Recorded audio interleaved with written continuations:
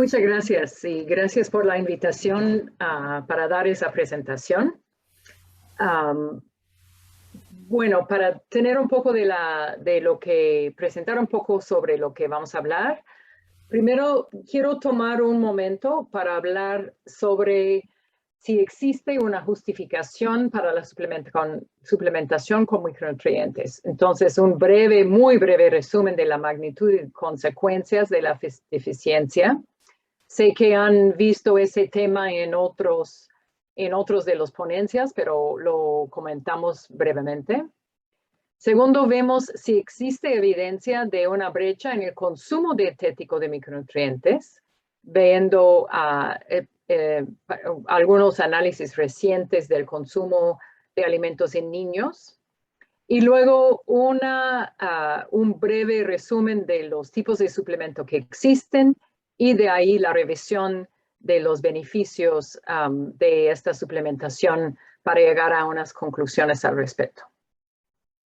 Ok, en términos de la deficiencia de micronutrientes en mujeres en edad reproductiva, se ha publicado en el Lancet recientemente en este año, en 2020, una serie que actualiza el estado de nutrición de los datos más recientes del estado de nutrición en la población. Y lo que se puede ver en la diapositiva del lado izquierdo, que en el mundo existe una altísima prevalencia de deficiencia de varios micronutrientes en mujeres, y aunque es considerablemente más bajo en las Américas comparado con algunas otras regiones del mundo, la deficiencia de algunos nutrientes, particularmente la anemia, la vitamina B12 y algunos otros, sigue siendo más de 20%. Lo que es muy importante también es considerar eso, bueno, primero, perdón, del lado izquierdo tenemos el promedio nacional, ¿no? O de incluso en la región, considerando varios países. Para realmente entender la situación, hay que ver la situación en países individuales e incluso dentro subgrupos dentro de estos países. Entonces, del lado derecho lo que tenemos es la prevalencia de anemia en mujeres entre los distintos niveles económicos, siendo los más pobres el punto más oscuro y los menos pobres o los más ricos en el punto anaranjado. Y lo que se ve en la mayoría de los países que tienen datos, la prevalencia es considerablemente más alto en la población más pobre. Desafortunadamente, en este análisis existen pocos datos de la región. Se ve aquí que hay información de Honduras, Perú, algunos otros, pero bueno, eso desafortunadamente es los datos que tenemos. Vamos a regresar al punto de la existencia de datos en un momentito.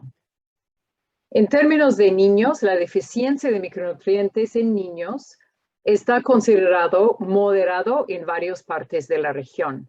Este índice lo llaman el índice de hambre oculto o hidden hunger.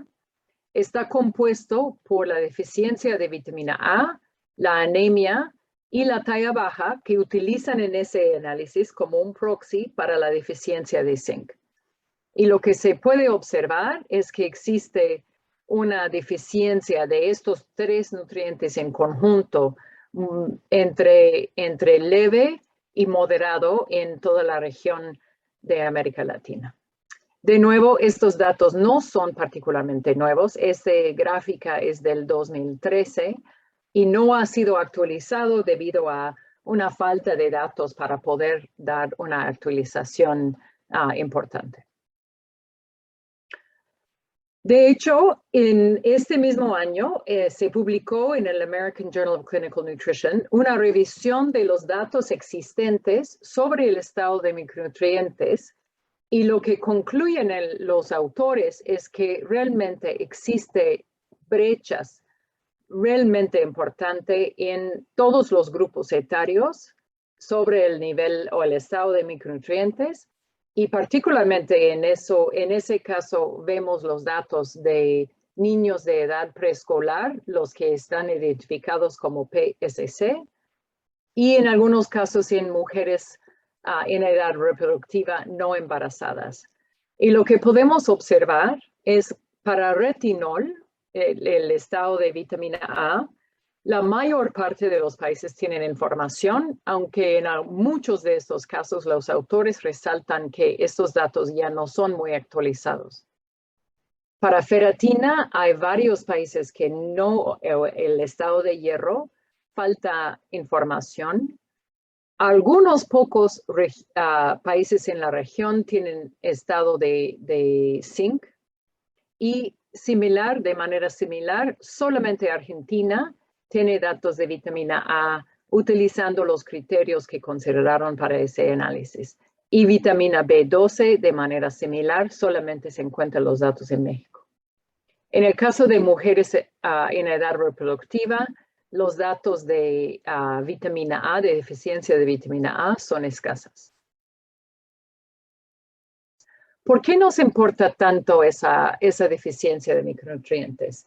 Yo no voy a entrar en detalles, creo que han estado viendo ese tema en otras presentaciones, pero lo que sabemos es que la deficiencia de varios nutrientes, incluyendo el vitaminas D, A y zinc, aumentan la susceptibilidad y la severidad de enfermedades infecciosas, la deficiencia de folatos en el embarazo, en mujeres, en el periodo periconceptual, aumenta el riesgo de defectos de tubo neural.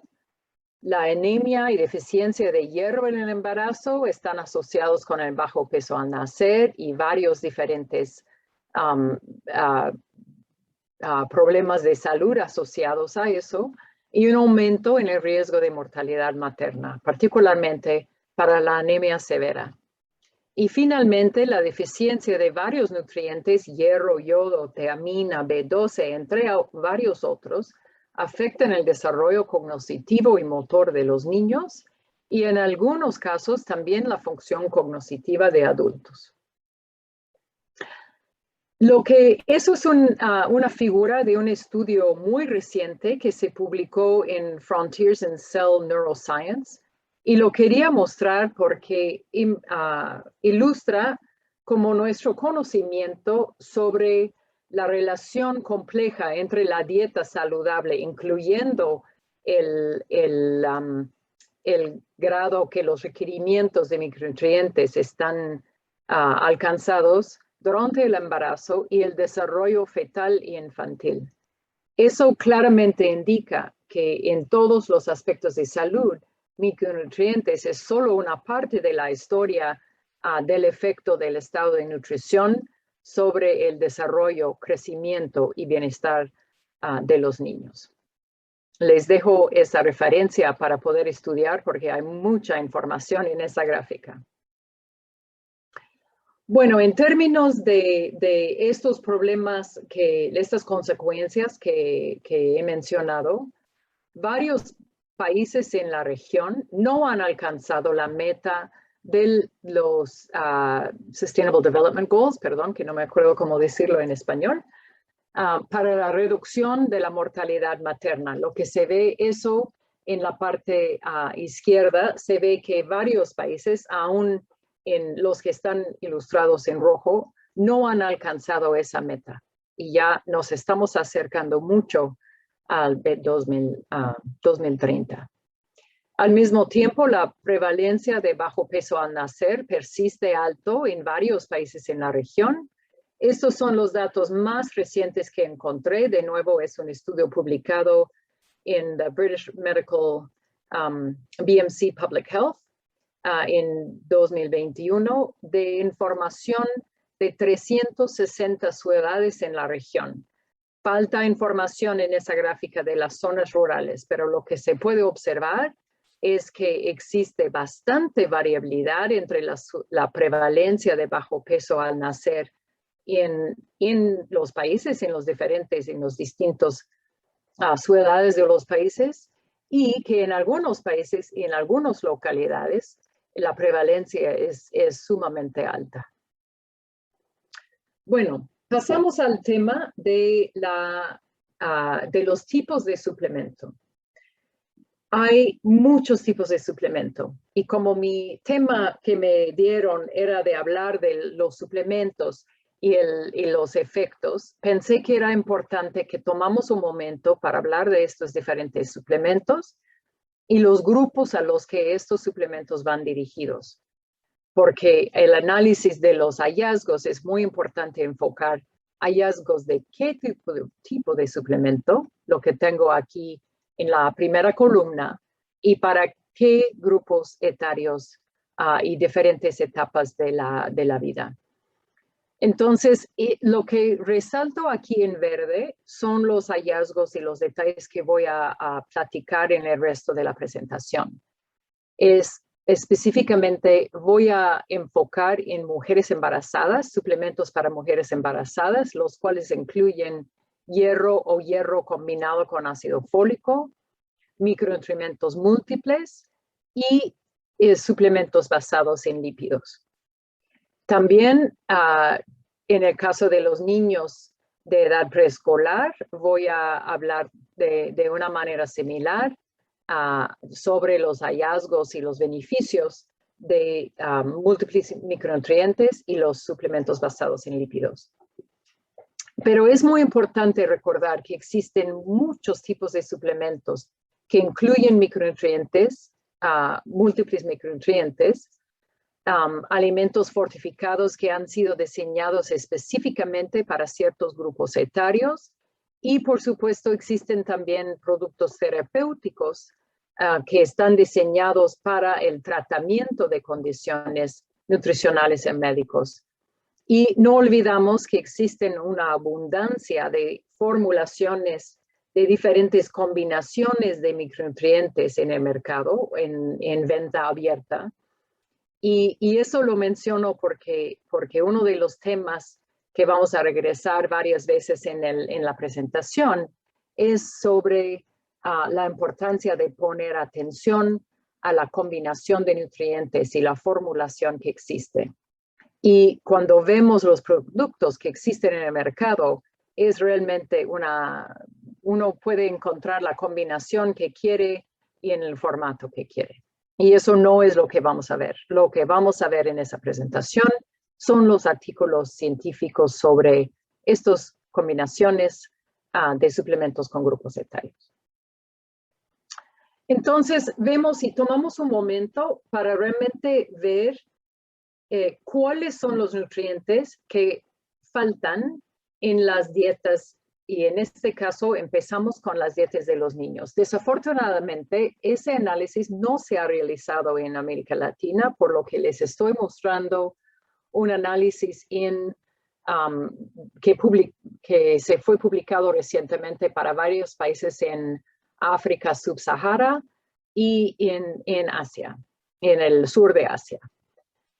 Lo que se muestra aquí son dos tipos de información. Lo que está analizando es la densidad de nutrientes en los alimentos comúnmente consumidos por los niños y se clasifica como rojo para el caso que hay un déficit importante, severo en los alimentos que consumen los niños. El naranjado para déficit moderado, el amarillo para déficit ligero y el verde donde los alimentos comúnmente consumidos contienen suficiente densidad de nutrientes para llenar los requisitos de los niños. ¿Por qué insisto en el concepto de densidad de nutrientes? Sabemos que los niños consumen muy poca cantidad de alimentos. Entonces, la densidad del nutriente es lo que más importa. Uno puede tener un alimento que contiene hierro, pero si uno tiene que consumir las espinacas, tienen hierro. Si uno tiene que consumir mucho para llenar los requisitos de hierro, los niños no va a ser suficiente para ellos. Entonces, ese análisis utilizó un método muy novedoso de densidad de nutrientes. Los asteriscos es la calidad de la información. 3 estrellas cuando la evidencia es muy cierto, 2 cuando es cierto, 1 cuando hay algo de incertidumbre en la calidad de la evidencia y gris donde no existe evidencia. Pero bueno, yo creo que ya entienden el patrón que estamos viendo aquí, tanto en la región de África como en Asia. En la mayor parte de los países, los alimentos que consumen regularmente los niños tienen insuficiente densidad de hierro, zinc, vitamina A, folatos y vitamina B12 y calcio, con algunas excepciones en algunos países, pero hay una tendencia ahí sumamente importante. Eso nos resalta de la importancia del rol de suplementos en la dieta de niños menores de 2 años. También cuando consideramos los suplementos y el potencial impacto de los suplementos, es importante considerar qué otras intervenciones existen en el país. Aquí lo que les estoy mostrando son gráficas de, ya tienen algunos años, del 2015, de la región, todo estudio en la región, de el estado de deficiencia de folatos del lado izquierdo y el estado de deficiencia de vitamina B12 pre y post fortificación de harinas con ácido fólico, con folatos. Y lo que se puede observar en el caso de los folatos, en todos los países que se observan aquí, incluye México, Costa Rica, Venezuela, Guatemala, Cuba, Brasil, varios. Lo que se observa es que previo a la fortificación existió una alta prevalencia, muy alta prevalencia de deficiencia, y post fortificación, eso se reduce lo más alto en México a 5% y la mayor parte entre 0 y hasta 3% de deficiencia. No así en el caso de vitamina B12. Eso es sumamente importante resaltar, porque si esta diferencia existió debido a una mejor calidad de la dieta y consumo de folatos debido a una gran variedad de alimentos ricos en nutrientes, uno hubiera esperado observar el mismo patrón para los dos nutrientes, y no es el caso. La deficiencia de vitamina B12 persiste muy alta prevalencia en casi todos los países de la región, con algunas excepciones. También es muy importante considerar cuál es el desenlace de salud que nos interesa prevenir. Sabemos que la deficiencia de ácido fólico antes del embarazo aumenta el riesgo de defectos de tubo neural. La suplementación durante el embarazo, entonces, es muy tarde para prevenir los defectos de tubo neural.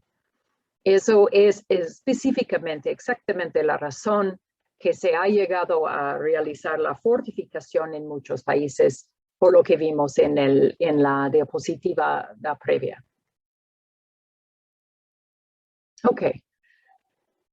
Entonces, existe mucha evidencia y varias recomendaciones para la suplementación a mujeres embarazadas y niños de 6 a 24 meses de edad. Vamos a revisar algunos aquí. Si uno revisa la página de todos las recomendaciones de la OMS, que le pongo ahí la liga en la diapositiva, existen varias diferentes recomendaciones. Para mujeres embarazadas, se recomienda la suplementación con hierro y ácido fólico. Se recomienda micronutrientes múltiples, también zinc, pero solo en el caso en el contexto donde existe investigación. Podemos hablar de eso en la sesión de preguntas si les interesa. Y existen recomendaciones para suplementación con calcio, con yodo, con vitamina A, en contexto de deficiencia bajo consumo y en el caso de yodo, donde no existe o no está bien implementado la fortificación de sal con yodo, que es bastante común en todo el mundo. Yo en ese resto de la presentación voy a hablar solamente de hierro y ácido fólico. No voy a entrar en los detalles de estos otros intervenciones, pero lo podemos comentar en la sesión de preguntas si les interesa.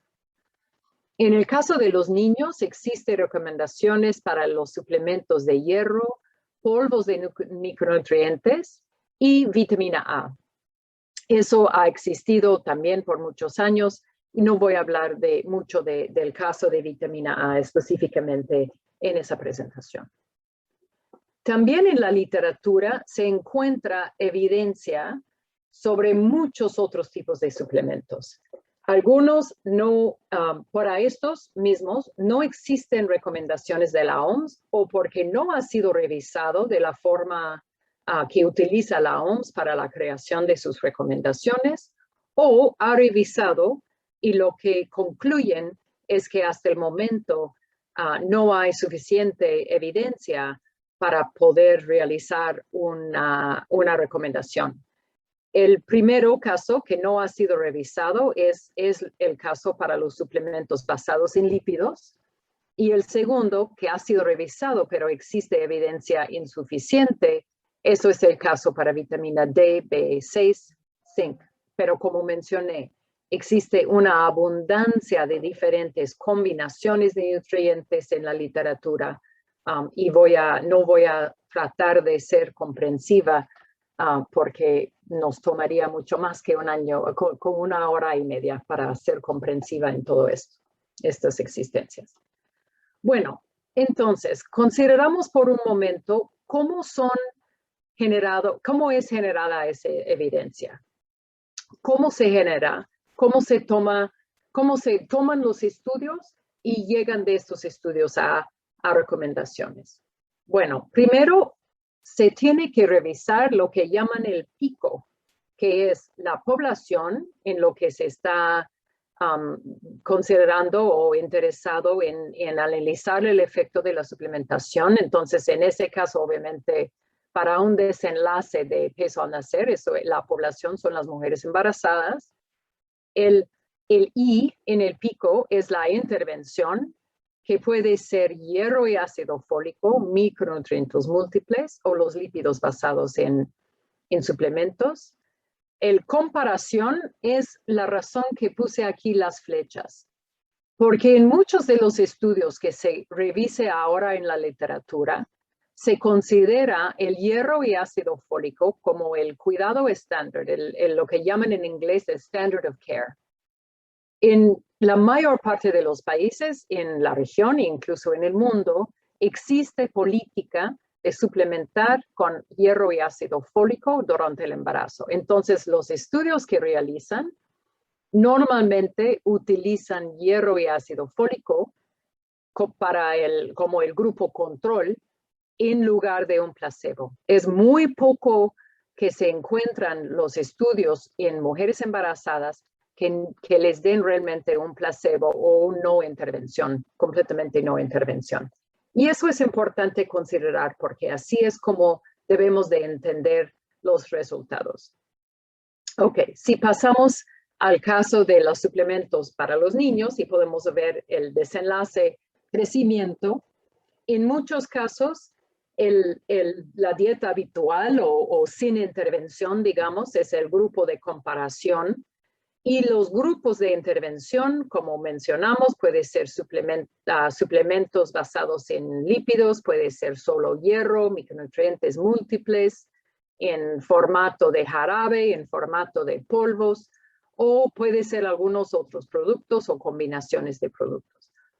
Y aquí en la literatura, las comparaciones multiplican. Hay estudios que han comparado todos, han comparado algunos solos, y eso nos limita mucho o los complica mucho. No nos limita tal vez, pero nos complica mucho entender el efecto que estamos revisando, porque tenemos que ver contra qué lo compararon para decir que, por ejemplo, los micronutrientes múltiples son mejor que nada o son mejor que hierro solo o exactamente cuál es ese punto de comparación.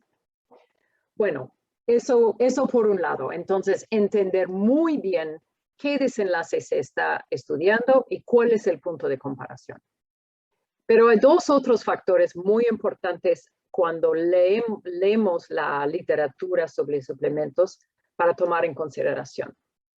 Primero, el estado nutricional de la población. ¿Existen deficiencias? ¿Cuál es la prevalencia del desenlace que estamos estudiando? ¿Cuáles son las deficiencias coexisten que pueden existir?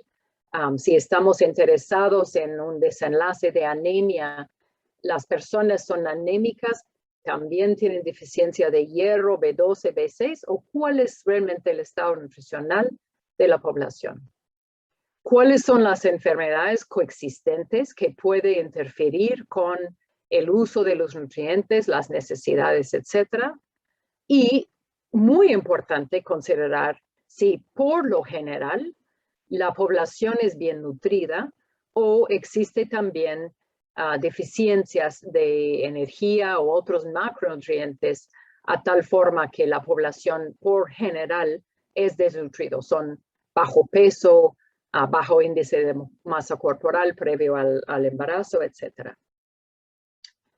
Al mismo tiempo, hay que considerar cuál es realmente la intervención. Es muy fácil decir suplementación, pero la suplementación, como mencioné, son muchas diferentes combinaciones de nutrientes, diferentes dosis, diferentes formatos, y en los estudios hay una enorme variabilidad en la duración de la suplementación de los estudios que revisamos. Bueno, entonces lo que quiero es que toman eso en mente y vamos a regresar a ese tema cuando llegamos a las conclusiones. Bueno, entonces tomamos un rato de hablar de los suplementos y micronutrientes múltiples para mujeres embarazadas. Y como mencioné, voy a hacer nada más dos ejemplos de realmente ver a detalle la evidencia, y eso debido a que son estudios bastante recientes que ha salido y bueno, como mencioné, una abundancia de evidencia en la literatura sobre estos temas. Bueno, hace muchos años, en el 1999, fue desarrollado un suplemento con múltiples micronutrientes para mujeres embarazadas, reconociendo que donde existe deficiencia de hierro y ácido fólico, típicamente existe deficiencia de muchos otros nutrientes.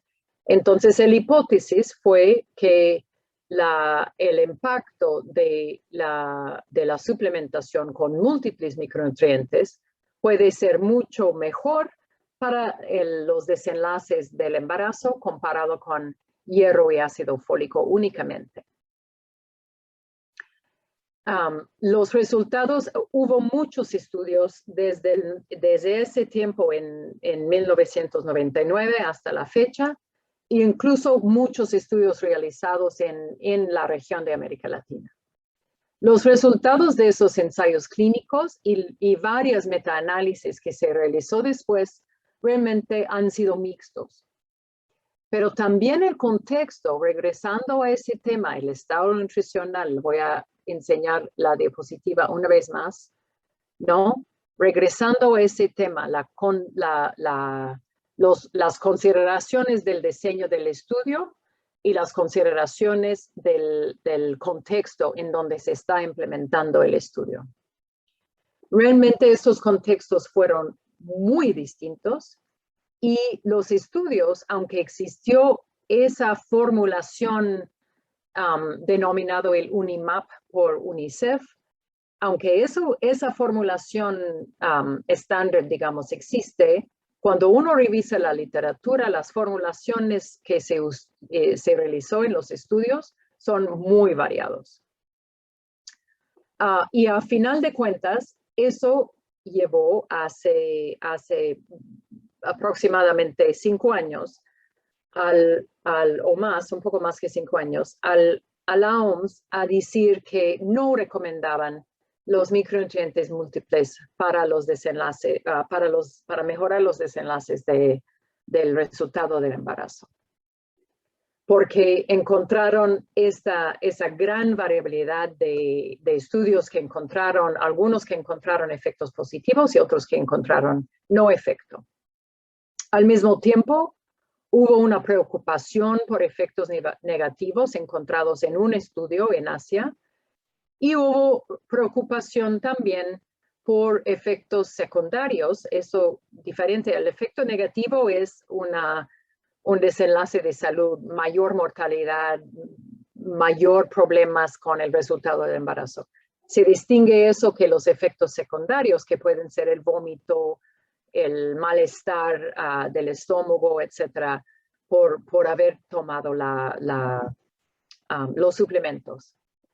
Bueno, voy a saltar ese hallazgo por un momento, pero con todas estas consideraciones en mente, y con la recomendación de la decisión de la OMS de no recomendar la suplementación con múltiples micronutrientes, el New York Academy of Sciences tomó la decisión de juntar un grupo de expertos a revisar la evidencia de todos estos estudios utilizando una perspectiva un poco diferente y un método estadístico un poco diferente. Lo que se realizó es lo que se llama una metaanálisis de datos individuales, de pacientes individuales. La gran ventaja de ese método estadístico, no soy experta en la método, entonces espero que no tienen preguntas muy técnicas, voy a tener que referirlos a alguien más, pero lo que sí sabemos es que ese método permite realizar análisis mucho más robustos de subgrupos, no solamente el efecto general, que es lo que genera el típico metaanálisis, es lo que llaman un pooled analysis, un análisis juntando todo digamos, un resultado promedio, para decirlo así, de todos los estudios. Los metaanálisis que usan datos de pacientes individuales permiten realmente profundizar por diferentes subgrupos, mujeres por edad materna, por el cuidado médico que pueden haber recibido, por su estado de nutrición, de salud, de tener anemia o no al momento de iniciar la suplementación, la edad gestacional al inicio de la suplementación, adherencia y el sexo del niño. Entonces es un método estadístico mucho más poderoso. Aquí se ve que fueron 17 ensayos realizados en 14 países y realmente incluye países en casi todo el mundo, bueno, limitado a los países de bajos y medios ingresos. Incluyó un estudio de México. Bueno, ¿qué se encontró? Lo que se encontraron es que esta suplementación comparado con hierro y ácido fólico, entonces no es comparado con placebo, comparado con hierro y ácido fólico, resultó en una reducción en el riesgo de bajo peso al nacer de 14%, una reducción en el riesgo de parto prematuro de 7%, y una reducción en el riesgo de tener un niño pequeño por su edad gestacional de 3%, todos significativos. También, bueno, eso es en toda la población, ¿no? En todo, eso es el efecto observado en el grupo por su totalidad, ¿no? Pero como mencioné, el poder aquí realmente viene de esta capacidad de tener resultados significativos en subgrupos. Entonces, viendo esa parte, lo que se encontró es una reducción en la mortalidad neonatal solamente en neonatos femeninos. No hubo efecto significativo en neonatos masculinos. Se encontró que los efectos más grandes y más significativos fueron en mujeres anémicas al momento de iniciar la suplementación o mujeres malnutridas por otros indicadores que puede haber sido bajo peso, bajo índice de masa corporal o cualquier otro indicador del estado nutricional que haya utilizado el estudio original. También los beneficios fueron mayores en mujeres con alta adherencia, o sea, que consumieron más del 95% de los suplementos ofrecidos. Eso es importante, regresamos a ese número. Acuerden de ese número, regresamos a eso un momento. También fueron mayores en las mujeres que iniciaron su suplementación antes de las 20 semanas del embarazo. Entonces, como conclusión, después de revisar toda esa evidencia, ese grupo de expertos, con la evidencia de los ensayos clínicos, de la prevalencia actual de la carencia de micronutrientes, de la seguridad y los efectos secundarios y la rentabilidad, que es básicamente el costo-efectividad, vamos a regresar en eso en un momento. Ellos concluyeron que la suplementación con múltiples micronutrientes es una intervención eficaz, segura y rentable para mejorar los resultados del embarazo en condiciones donde existen deficiencias nutricionales comunes. Es muy importante esa clasificación que están, donde existen las deficiencias nutricionales comunes, ¿no? Ok. Bueno, pasamos por un momento a la suplementación para niños de 6 a 24 meses de edad. De nuevo, hay una abundancia de formulaciones y formatos. Hay muchos diferentes desenlaces que se han estudiado con las formulaciones, pero aquí quiero tomar un momento al lado derecho, porque algunas de estas formulaciones fueron diseñadas específicamente para mejorar el crecimiento del niño, como son los lípidos, la suplementación de lípidos, suplementación de micronutrientes basados en lípidos, el LNS por sus signos en inglés, mientras que otros, como son los típicos jarabes para niños o los polvos de micronutrientes, fueron diseñados o para tratar o para prevenir las deficiencias de micronutrientes. Sin embargo, a pesar de esa diferencia de su intención original, todos estos tipos de suplementos han sido evaluados para ver su efecto en crecimiento, distintos indicadores de desarrollo cognitivo, motor, incluso de comportamiento de los niños, estado de micronutrientes, entre muchos otros desenlaces. Muchos han sido implementados solo, que se entrega únicamente el suplemento en una condición, digamos, de estudio de eficacia, donde el equipo de estudio va y entrega y ve que el niño consumió el suplemento. Pero muchos han sido también implementados en combinación con otras intervenciones, que puede ser educación sobre la alimentación y el cuidado del niño más generalizado, la calidad de la dieta, etc. Algunos en combinación con acciones de WASH, agua y higiene, acciones para mejorar el agua e higiene, y de nuevo una abundancia de otros tipos de combinaciones de intervenciones. Bueno, de nuevo voy a hablar ahora únicamente de un estudio recientemente publicado sobre los resultados de los suplementos basados en lípidos. Y luego pasamos a los polvos, pero por un momento tomamos atención a los suplementos. Como mencioné, muchos estudios habían sido desarrollados comparando suplementos basados en lípidos con, voy a regresar por un momentito a esa diapositiva. Okay. Vemos nada más esa parte aquí abajo. Muchos habían sido diseñados, aquí son los suplementos basados en lípidos. Varios compararon el impacto en crecimiento del niño con utilizando los suplementos, o sea, en polvo o en jarabe, como el punto de comparación.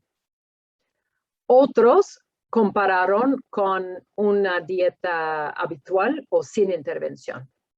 Y otros compararon con otros tipos de alimentos fortificados, como puede ser los productos que se distribuyen mucho por el PMA, por ejemplo, los diferentes tipos de alimentos fortificados, los diferentes tipos de preparaciones especiales para los niños. Entonces, realmente es, digamos, una sopa, para decirlo así, de diferentes comparaciones y realmente muy difícil de entender cuál es el valor agregado de ese suplemento basado en lípido comparado con qué, ¿no? Entonces, ese estudio reciente, de hecho es un suplemento de una revista del American Journal of Clinical Nutrition, de nuevo, publicado ese año, ya trataron de poner un poco más orden en eso.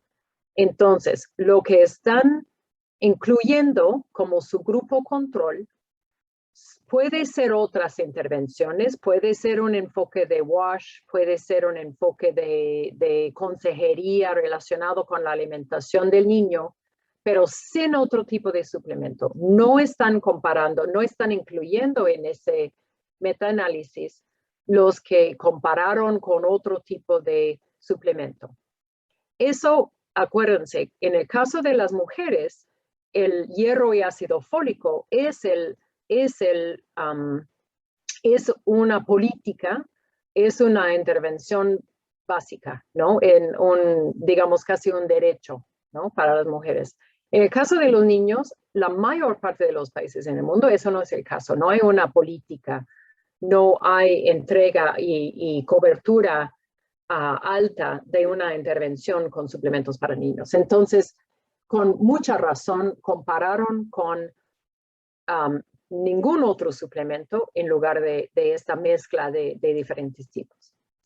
Y bueno, lo que podemos ver en esta situación, los suplementos basados en lípidos reducen el riesgo de talla baja por 12%, reducen el riesgo de anemia por 16%, y bueno, estos artículos pueden ver varios otros desenlaces que ellos presentan.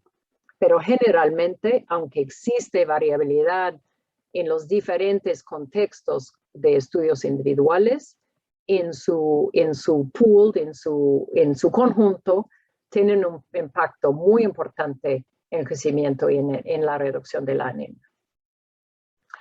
Pasando al caso de los polvos de micronutrientes, la revisión sistemática con 26 estudios con casi 30,000 niños, de nuevo, especificaron muy bien qué es lo que estaban tratando de comparar.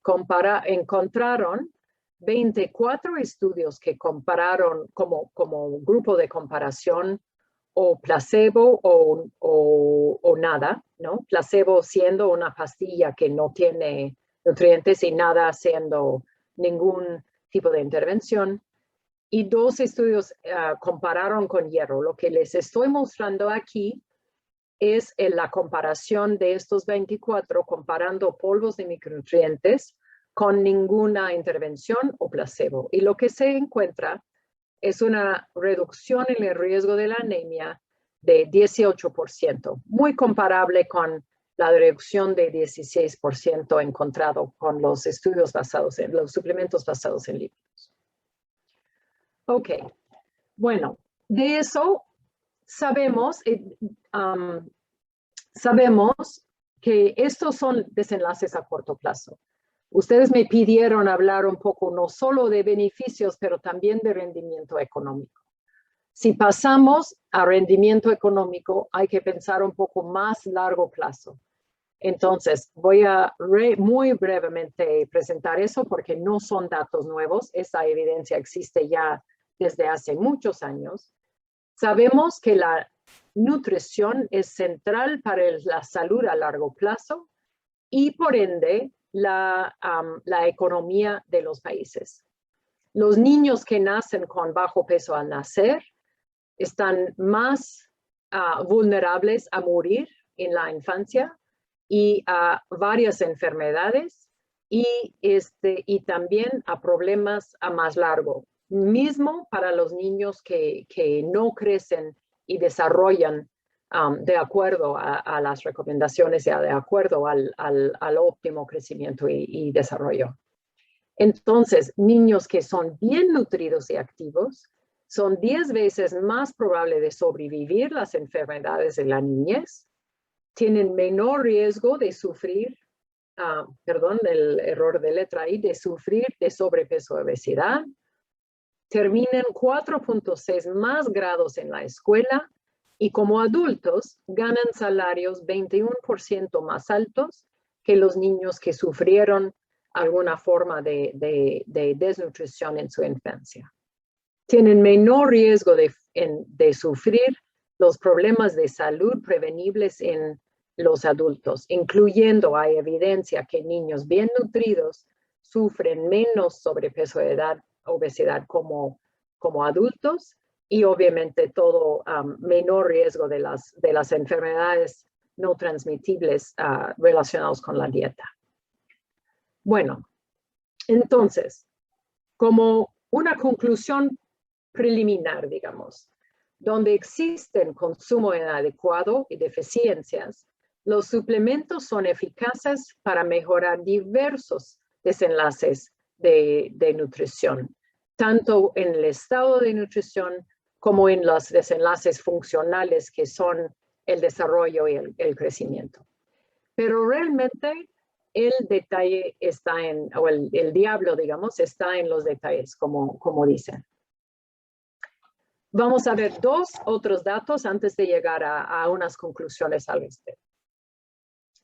Sabemos que existe insuficiente evidencia sobre los costos comparativos entre suplementos y el costo-efectividad. Vemos primero solamente el cuadro arriba. Eso es un estudio que publicamos con mis colegas en México en el 2019 sobre un estudio realizado para comparar el efecto y el costo de 3 diferentes formulaciones de suplementos para mujeres en lactantes y el embarazo y para niños. Y lo muestro solamente para recordarles que una de las consideraciones fundamentales para un programa efectivo de suplementación es que en el contexto es viable desde un punto de vista de costo.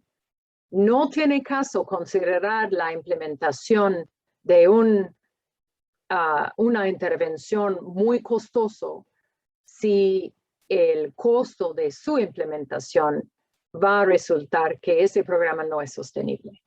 Entonces, ahí hay que ser más conscientes, tenemos que ser más conscientes de estimar el costo de la producción, pero también de la distribución de los suplementos y tomar eso en consideración sobre qué suplemento otorgar en un contexto. Y regresando a los análisis realizados como parte de la comparación entre micronutrientes múltiples y hierro y ácido fólico para mujeres, se realizó un análisis de costo-efectividad y lo que se concluyeron es que es una intervención altamente costo-efectivo, pero para realizar este análisis asumieron que tendrán en el país 100% de cobertura y adherencia. Reemplazarán el hierro y ácido fólico con micronutrientes, y aquí pueden ver que los impactos son bastante considerables en términos de las muertes evitados, los casos de nacimiento prematuros evitados, y ese análisis se realizó con datos de Bangladesh y Burkina Faso. Entonces, también estimaron el costo por muerte evitado, que sea $175 por una muerte evitado. Es muy bajo, ¿no? Tanto en Bangladesh como en Burkina Faso. Pero de nuevo, quiero que ponen atención, 100% cobertura y adherencia. Ok. Vemos ese tema de la cobertura. También un estudio recientemente publicado en abril de ese año, no encontré nada de la región, por lo que les estoy presentando datos, bueno, desafortunadamente muy borrosos, pero datos de un estudio, una metaanálisis realizado con datos de muchos estudios en África. Y lo que se encontró es que en estos estudios la adherencia promedio en todos los estudios realizados fue 39.2%. Eso es muy diferente que el 100% utilizado para el análisis de costo-efectividad y el 95% utilizado o encontrado para los efectos más importantes en el desenlace. ¿Se acuerdan del metaanálisis que les mostré? Y lo que se ve aquí, ellos fueron un poco más generosos, digamos, en clasificar qué quiere decir alta adherencia, y lo que se encontraron es que para llegar a tener por lo menos 65% de adherencia, fue sumamente importante tener consejería durante el embarazo con relación a los suplementos, de convencerles a las mujeres, hablar con ellas, platicar con ellas. Fue muy importante esa consejería durante el embarazo. También fue importante que las mujeres tuvieran conocimiento previo sobre la anemia y la importancia y los riesgos asociados con la anemia. Fueron consistentes y altamente significativas estos dos hallazgos, y hay otros factores que analizan que si les interesa, ahí les dejo ese estudio. Bueno, en conclusión, existe evidencia fuerte para diversos beneficios de la suplementación con micronutrientes a corto plazo para mujeres embarazadas en el estado de micronutrientes y el resultado del embarazo, y en el caso de los niños con el estado de micronutrientes y crecimiento y desarrollo, pero solamente para ese crecimiento y desarrollo. Eso sí depende del el tipo de formulación, el tipo de suplemento utilizado. No se encuentra resultados significativos en la mayor parte de los estudios con micronutrientes únicamente, sino solamente ya cuando se agregue como los alimentos basados en lípidos, suplementos basados en lípidos. A largo plazo, estos convierten en beneficios económicos para individuos, familias y naciones. Y los estudios limitados sugieren que la suplementación puede ser costo efectivo, pero enfatizo ahí que realmente los datos son muy limitados en los diferentes contextos bajo los cuales se han realizado estudios tanto de costo como de costo-efectividad. Pero, de nuevo, el diablo está en los detalles. Estos beneficios se pueden realizar únicamente cuando los productos y las formulaciones alinean con las necesidades nutricionales. Eso es lo que a veces llamamos que existe potencial biológica para responder a la suplementación. Si la mujer ya está bien nutrida, no sufre de deficiencias, la probabilidad que va a beneficiar de la suplementación es mucho menor que lo que es cuando tiene deficiencias preexistentes. Cuando los programas son diseñados para lograr el consumo regular por tiempos suficientes para realizar estos beneficios, es ahí donde se puede realizar los beneficios. Y eso es lo que llamo la potencial programática. Si no trabajan con las mujeres y les convence a tomar y adherir con la suplementación, si no los encuentran suficientemente temprano en el embarazo, acuérdense que los resultados más importantes en la suplementación con mujeres fue cuando la suplementación comenzó antes de las 20 semanas de embarazo. Es temprano, es al final del primer trimestre, ¿no? Entonces, eso quiero dejarles con estas dos consideraciones y será un placer comentar y contestar preguntas y inquietudes. Gracias.